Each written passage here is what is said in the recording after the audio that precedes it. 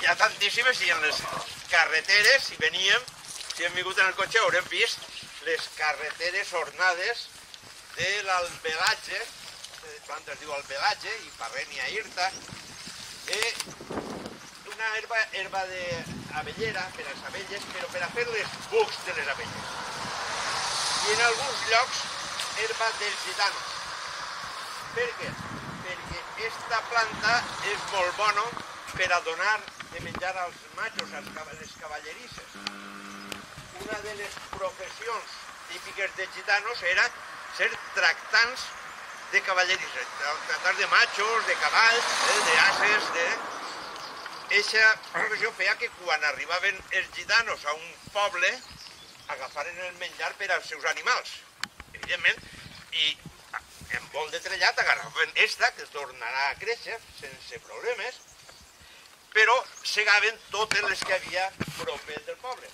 De manera que tu sabies que havien arribat els gitanos perquè s'havien acabat tota l'herba esta, l'albelatge.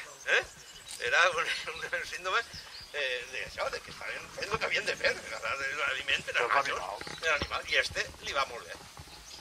També amb això, amb l'albelatge, pots cobrir els bucs de les abelles. Per a quan fes tu els panals, els bucs, els ruscos d'abelles, això és impermeable. De tal manera que pots fer-li el cucull, la caputxa, i evitar que l'aigua penetre i acabi danyant una herba. Un barranc que és el barranc dels bucs. Aquí farien bucs per a les abelles. Del abellero, del melero. Del buc i el melero. Pues estaven connectats. Els bucs per a fer mel i el melero per a tractar-la.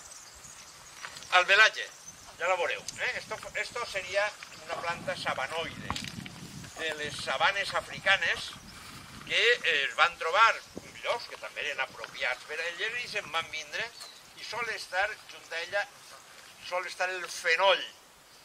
Més imaginàvem en la tardor, no tant ara, però ara quedaran els fruits i tot això, però els prats d'albelatge i fenoll en llocs, determinats llocs, cobreixen unes certes extensions.